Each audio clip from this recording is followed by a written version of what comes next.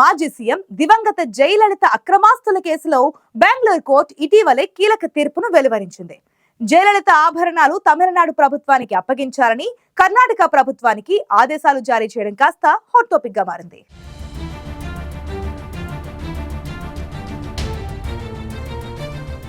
ఇంతకీ జయలలితపై ఆదాయానికి మించిన అక్రమాస్తుల కేసు ఎప్పుడు నమోదైంది? ఈ కేసు విచారణ తమిళనాడు నుంచి కర్ణాటకకు ఎలా బదిలీ అయింది? కోర్టు తీర్పుతో జయలలిత బంగారు వజ్రాభరణాలను స్వాధీనం చేసుకున్న తమిళనాడు ప్రభుత్వం వాటిని ఏం చేయనుంది?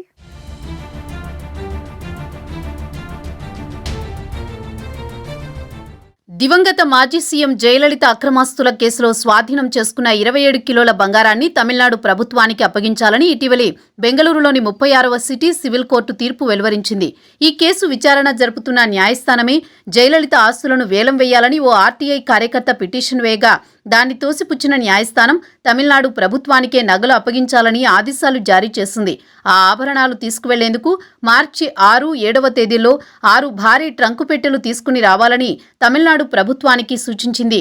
బెంగళూరులోని సిటీ సివిల్ కోర్టు హోంశాఖ ముఖ్య కార్యదర్శి ఐజీపీ ఒక ఫోటోగ్రాఫర్, వీడియోగ్రాఫర్ను వెంటబెట్టుకుని భారీ భద్రతతో ఆభరణాలను తీసుకువెళ్లాలని పేర్కొంది.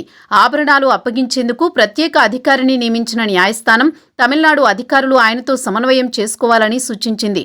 ఇక ఆభరణాలు స్వాధీనం చేసుకునే ప్రక్రియ మొత్తం వీడియో రికార్డింగ్ చేయాలని ఆదేశించిన న్యాయమూర్తి కేసు విచారణను మార్చి 6కు వాయిదా వేశారు. మరోవైపు ఈ కేసు విచారణ, నగల భద్రత కోసం కర్ణాటక ప్రభుత్వం ఖర్చు చేసిన 5 కోట్ల రూపాయలను తమిళనాడు ప్రభుత్వం కర్ణాటకకు డీడీ రూపంలో చెల్లించింది.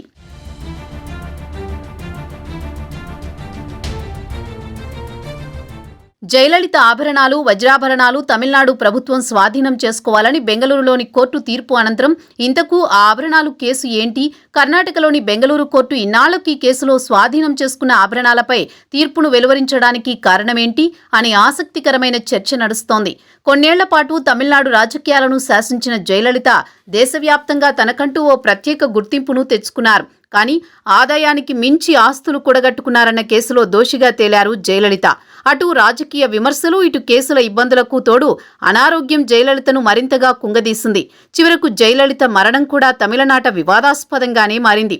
జయలలిత సినిమా రంగం, రాజకీయ రంగాల్లో చెరగని ముద్ర వేశారు. సినీ రంగం నుంచి రాజకీయాల్లోకి ప్రవేశించి సీఎం అయిన జయలలిత ఒకానొక దశలో తమిళనాడు రాజకీయాలను శాసించారు.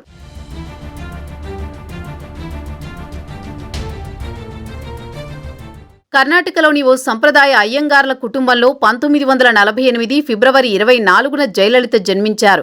బెంగళూరులో చదువుతో పాటు పలు నృత్య రీతులను నేర్చుకున్న జయలలిత కర్ణాటక సంగీతాన్ని కూడా అభ్యసించారు. నటనపై ఉన్న మక్కువతో తొలుత నాటకాలు ప్రారంభించిన జయలలిత హీరోయిన్ స్థాయికి ఎదిగారు. 4 భాషలను అనర్గళంగా మాట్లాడగలిగిన జయలలిత తమిళం, తెలుగు, కన్నడ, హిందీ భాషల్లో దాదాపు 140 సినిమాల్లో నటించారు. సినిమా రంగంలోనూ ఎంతోమంది అభిమానులను సంపాదించగలిగారు. 1981లో అన్నాడీఎంకేలో చేరిన జయలలిత 1984లో తొలిసారి రాజ్యసభకు నామినేట్ అయ్యారు. సమస్యలపై పోరాటం చేసే తత్వం, మంచి వాగ్ధాటి జయలలితకు ప్రత్యేక గుర్తింపును తీసుకువచ్చాయి. తమిళనాడు సమస్యలపై పార్లమెంటులో పలుసార్లు జయలలిత గళమెత్తిన తీరుతో తమిళనాడు రాష్ట్ర ప్రజలకెంతో దగ్గరయ్యారు.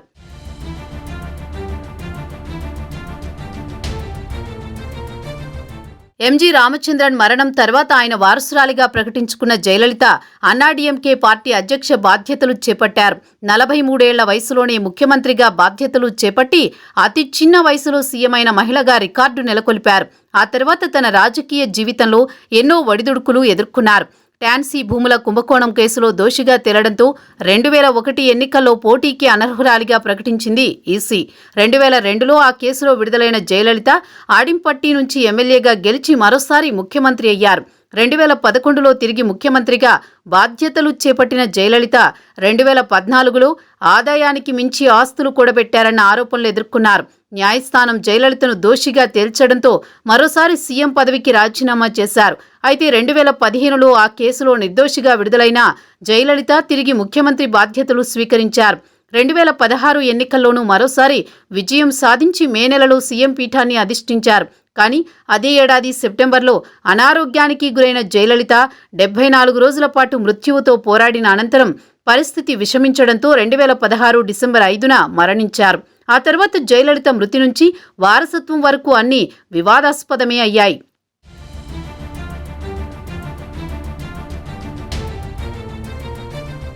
కన్నడ నాట జన్మించి తమిళనాడులో స్థిరపడి వెండి తెరపై ఓ వెలుగు వెలిగిన జయలలిత తర్వాత రాజకీయాల్లోకి ప్రవేశించి తనకంటూ ఓ ప్రత్యేక పేజీని లిఖించుకున్నారు. కానీ ముఖ్యమంత్రిగా ఉన్న సమయంలోనే లెక్కకు మించి ఆరోపణలు ఎదుర్కొన్నారు. పలు కేసుల్లో దోషిగా తేలిన జయలలితపై అనర్హత వేటు కూడా పడింది. 25 ఏళ్ల సుదీర్ఘ రాజకీయ అనుభవంలో ఆదాయానికి మించిన ఆస్తుల కేసు ఆమెకు పెద్ద చిక్కులే తెచ్చిపెట్టింది. జయలలిత 91-96 మధ్య కాలంలో తమిళనాడు సీఎంగా ఉన్నప్పుడు 66 కోట్ల రూపాయల అక్రమాస్తులు కూడబెట్టినట్లు ఆరోపణలు వచ్చాయి. దీంతో 96లో చెన్నైలోని జయలలిత నివాసం నుంచి అధికారులు చాలా సొత్తును స్వాధీనం చేసుకున్నారు. అందులో 27 కిలోల బంగారం, వజ్రాభరణాలు, 700 కిలోల వెండి వస్తువులు ఉన్నాయి.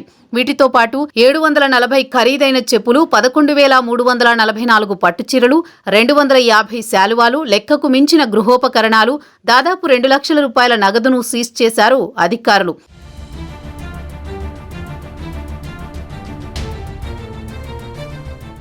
ఆదాయానికి మించి అక్రమాస్తుల కేసులో 1996 డిసెంబర్ 7న జయలలితను అరెస్ట్ చేయగా 1997లో సెషన్స్ కోర్టులో విచారణ ప్రారంభమైంది.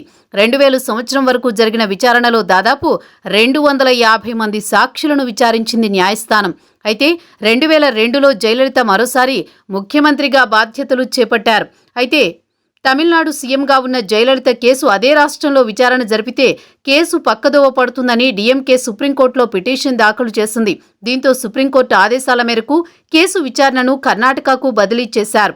2014 సెప్టెంబర్లో జయలలిత అక్రమాస్తుల కేసులో విచారణ జరిపిన స్పెషల్ కోర్టు జయలలితతో పాటు ఆమె స్నేహితురాలు శశికళ, ఇలవరసి, సుధాకరన్ను దోషులుగా తేల్చి వారికి 4 ఏళ్ల జైలు శిక్ష విధించింది. జయలలితకు 100 కోట్ల రూపాయలు, మిగతా ముగ్గురు ఒక్కొక్కరికి 10 కోట్ల రూపాయల చొప్పున జరిమానా విధించింది. ఈ కేసులో భారీగా జరిమానా విధించడంతో జయలలిత ఇంటి నుంచి స్వాధీనం చేసుకున్న సొత్తును వేలం వేయాలని న్యాయస్థానం ఆదేశించింది. ఆర్బీఐ, ఎస్బీఐ లేదా బహిరంగ వేలం ద్వారా వీటిని విక్రయించి జరిమానా మొత్తాన్ని జమ చేయాలని ప్రభుత్వాన్ని ఆదేశించింది. అప్పటి నుంచి జయలలిత ఇంటి నుంచి స్వాధీనం చేసుకున్న సొత్తు మొత్తం కర్ణాటక ప్రభుత్వం ఆధీనంలో ఉంది.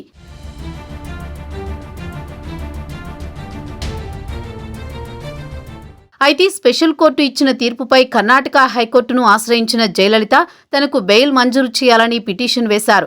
దాన్ని హైకోర్టు కొట్టేయడంతో 2014 అక్టోబర్లో సుప్రీంకోర్టును ఆశ్రయించారు జయలలిత. 2014 అక్టోబర్ 17న జయలలితకు బెయిల్ మంజూరైంది. ఈ క్రమంలో 2015లో కర్ణాటక హైకోర్టు జయలలితతో పాటు మిగతా ముగ్గురిని నిర్దోషులుగా ప్రకటించింది.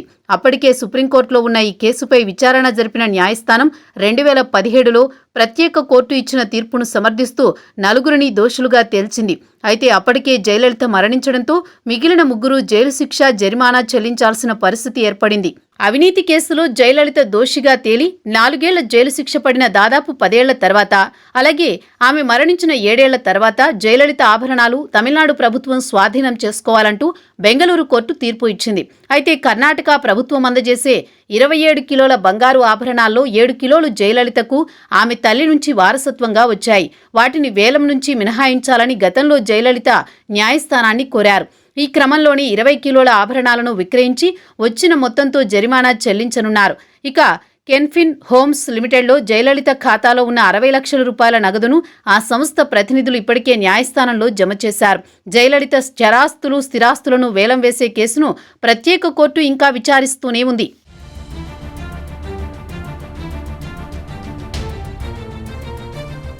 ఆదాయానికి మించిన అక్రమాస్తుల కేసులో జయలలిత నివాసం నుంచి స్వాధీనం చేసుకున్న సొత్తులో బంగారం, వజ్రాభరణాలు, వెండి వస్తువులు ఉండగా వాటిని తమిళనాడు ప్రభుత్వానికి అప్పగించాలని బెంగళూరు సివిల్ కోర్టు కర్ణాటక ప్రభుత్వానికి ఆదేశాలు జారీ చేయడం కాస్త చర్చనీయాంశంగా మారింది.